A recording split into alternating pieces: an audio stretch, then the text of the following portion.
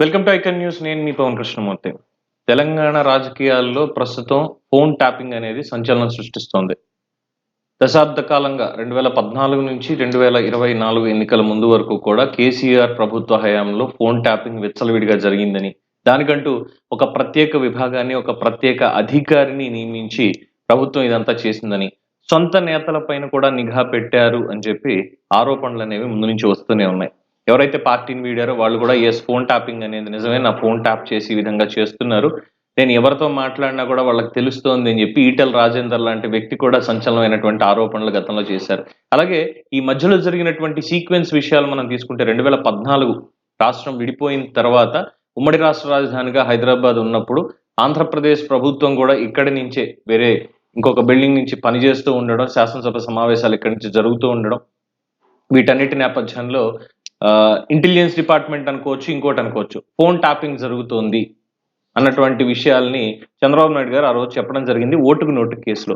అసలు ఈ ఓటుకు నోటు కేసు అనే దాని మీద మేబీ అది కోర్టులో ఉంది కాబట్టి రేవంత్ రెడ్డి గారి పాయింట్ ఆఫ్ వ్యూలో అసలు అది దేని కిందకు వస్తుంది, ఎలా వస్తుంది అనేది కోర్టు వారు తేల్చాల్సినటువంటి అవసరం ఉంది. బట్ ఈ ఓటుకు నోటు కేసులో కూడా ఈ ఫోన్ ట్యాపింగ్ అనేది చాలా కీలక పాత్ర వహించింది అని, ఇది ఒక ప్రీ ప్లాన్డ్ గా జరిగినటువంటి ఒక ఆపరేషన్ అని, కావాలనే ఉచ్చులోకి లాగడానికి ఎరవేసి కేసీఆర్ ప్రభుత్వం ఇదంతా చేసింది అన్న ఆరోపణలు ఇప్పటికీ చేస్తూనే ఉంటారు. అసలు ఓటుకు నోట్ అనే దాన్ని క్రియేట్ చేసిందే కేసీఆర్ తప్ప ఆ తెలుగుదేశం పార్టీ నేతలకి ఆ రోజు అసలు అటువంటి అవకాశం లేదు, వాళ్ళు అవసరం లేకుండానే అప్రోచ్ అవుతారా అన్నటువంటి ఈ అనుమానాలు కూడా చాలా మంది వ్యక్తం చేశారు.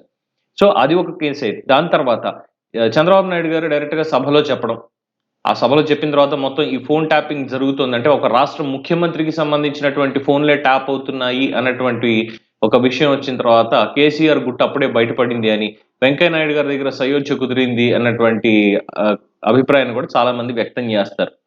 ఆ తర్వాత తీసుకుంటే వరుసగా ఎవరైతే పార్టీలు మారుతున్నారో అలాగే అరెస్ట్ అయ్యారో నేతలు అందరివి కూడా, ప్రతిపక్షాలకు సంబంధించి అందరివి కూడా ఫోన్ ట్యాపింగ్ అనేది జరిగింది. దీనికోసమే కేసీఆర్ కి దగ్గర బంధువు అయినటువంటి దుగ్గ్యాల ప్రణీత్ రావు అనేటువంటి ఒక అధికారిని దానికోసమే స్పెసిఫిక్ గా నియమించారు. ఆయన తెలంగాణ ఎస్ఐబికి మొత్తం అన్ని తానే వ్యవహరించేవారు అనేది తెలుస్తుంది.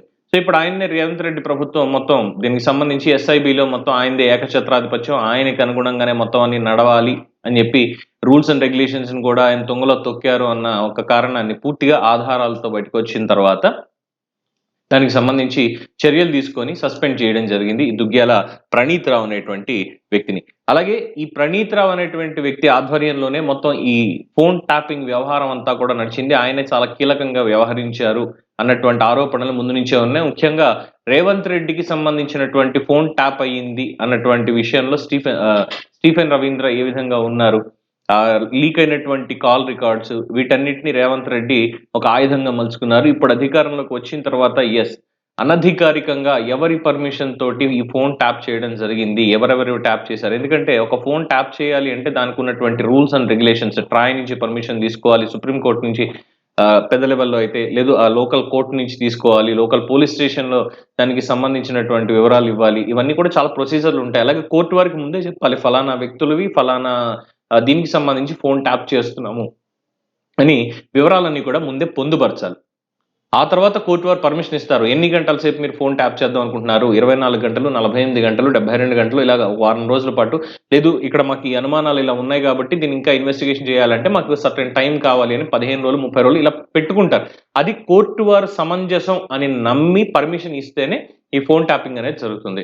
సో ఆ తర్వాత చూసాం ఆంధ్రప్రదేశ్ లో కానీ భారతదేశంలో కానీ ఈ పెగసాస్ అనేటువంటి పెగసాస్ సాఫ్ట్వేర్ కి సంబంధించినటువంటి అంశాన్ని కూడా మనం చూసాం. సుప్రీంకోర్టులో కూడా దీనికి సంబంధించి ఇంకా కేసు నడుస్తూనే ఉంది. ప్రముఖులందరివి, భారతదేశంలో ఉన్నటువంటి ప్రముఖులందరి ఫోన్లు ట్యాప్ అవుతున్నాయి. ముఖ్యంగా రాజకీయ నాయకులకు సంబంధించి వివిధ పార్టీల వాళ్ళవి, వాళ్ళ కీలకమైనటువంటి నేతలవి, ఆర్గనైజేషన్స్, మీడియా అధిపతులు అన్ని కూడా ఫోన్ ట్యాప్ అవుతున్నాయి అన్నటువంటి ఆరోపణలు చాలా ముందు నుంచి వచ్చాయి. ముఖ్యంగా ప్రతిపక్షాలని కుట్ర చేసి ఎలాగైనా సరే అణగదొక్కాలని అధికారంలో ఉన్నటువంటి వాళ్ళు చేస్తున్నారు. ఈ పెగసాస్ సాఫ్ట్వేర్ ఇలాగా చేశారు అన్నటువంటి ఆరోపణలు కూడా వచ్చాయి. ముఖ్యంగా ఆంధ్రప్రదేశ్ ప్రభుత్వం మీద అప్పట్లో వచ్చాయి. సో అదే దాన్ని ఇక్కడ కేసీఆర్ ప్రభుత్వం కూడా గుట్టు చప్పుడు కాకుండా కొనుగోలు చేశారు, తెప్పించుకొని దాంతోనే మొత్తం అన్ని కూడా అమలు చేశారు తర్వాత రోజుల్లో అన్నటువంటి ఆరోపణలు కూడా ఆనాటి ప్రతిపక్షాలు చేయడం జరిగింది. ఏదేమైనప్పటికీ అధికారి సస్పెండ్ చేయడం, ఎస్ఐబికి చెందినటువంటి వ్యవహారం అయినప్పటికీ ఈ ఫోన్ ట్యాపింగ్ అనేది నిజమైతే గనక ఇప్పటికే వరుసగా అటు ఇరిగేషన్ కి సంబంధించినటువంటి కాంట్రాక్ట్స్ విషయంలో కేసీఆర్ చుట్టూ ఉచ్చు బిగుస్తోంది. అనేక పథకాలకు సంబంధించి ఎటువంటి లావాదేవీలు జరిగాయి, ఎవరికి కాంట్రాక్టులు కట్టబెట్టారు, ఏం చేశారు, వీళ్ళ అవినీతి మొత్తాన్ని కూడా బయటికి తీస్తామని చెప్పి రేవంత్ రెడ్డి సర్కారు ఇప్పటికే ప్రణాళికలు వేసి ఒక్కొక్కటి అమలు చేయడానికి సిద్ధపడుతోంది. కేటీఆర్ కూడా దానికి అనుగుణంగానే కౌంటర్లు ఇస్తున్నా గానీ ఆ కౌంటర్‌లో పస లేకుండా పోతోంది. సో, మొత్తం ఎవరైతే గత ప్రభుత్వంలో ఉన్నారో వాళ్ళ చుట్టూ ఉచ్చు బిగుస్తోంది అనేది మాత్రం స్పష్టంగా తెలుస్తున్నటువంటి అంశం. ఈ ఫోన్ ట్యాపింగ్‌లో తెలంగాణ ప్రభుత్వం ఇప్పుడు గనక సంచలనమైనటువంటి విషయాలు బయట పెట్టగలిగితే 2014 నుంచి ఇప్పటి వరకు జరిగినటువంటి రాజకీయాల్లో ఎవరు ఎవరితో ఉన్నారు? ఏ ట్రయాంగిల్ లవ్ స్టోరీ నడిచింది? ఇక్కడ రాజకీయాలు పక్క రాష్ట్ర రాజకీయాల్ని శాసించాయా? పక్క రాష్ట్రాలకు సంబంధించిన వాళ్ళ మీద కూడా ఈ ప్రభుత్వం అజమాయిషీ చేయడం కోసం అని చెప్పి ఈ ఫోన్ ట్యాపింగ్ చేసిందా అన్నటువంటి వివరాలు బయటికి వస్తే నిజంగానే ఇది ప్రజలకు ఒక కనువిప్పుగా ఉంటుంది. ఈ ప్రభుత్వాలు కక్ష సాధింపు కోసం వస్తున్నాయా? ప్రజల కోసం వస్తున్నాయా? ఎవరు దేనికోసం ఈ రాజకీయాల్లో ఉంటున్నారు అనేటువంటి విషయం కూడా తెలిసేటువంటి అవకాశం ఉంటుంది. ఏదేమైనప్పటికీ ప్రజలకు తెలిసినా కూడా దాన్ని పెద్ద పట్టించుకోరనుకోండి. అయితే రాజకీయ నాయకులకి ఇలాంటి వాళ్ళకే లేనటువంటి ఒక సీక్రెసీ అనేది, ఒక గోప్యత అనేది సామాన్య ప్రజలకు ఉంటుంది అనుకోవడం కాస్త అతిశయోక్తి అవుతుంది. ఎప్పుడు ఎవరి గురించి ఏం తెలుసుకోవాలనుకుంటారో, ఏం చేస్తారో తెలియనటువంటి పరిస్థితి.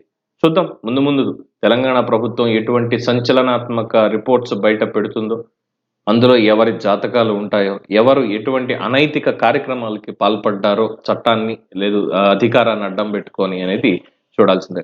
దీని మీద మీ అభిప్రాయాన్ని కామెంట్స్ రూపంలో తెలియజేయండి. చూస్తూనే ఉండండి ఐకాన్ న్యూస్. నేను మీ పవన్ కృష్ణమూర్తి.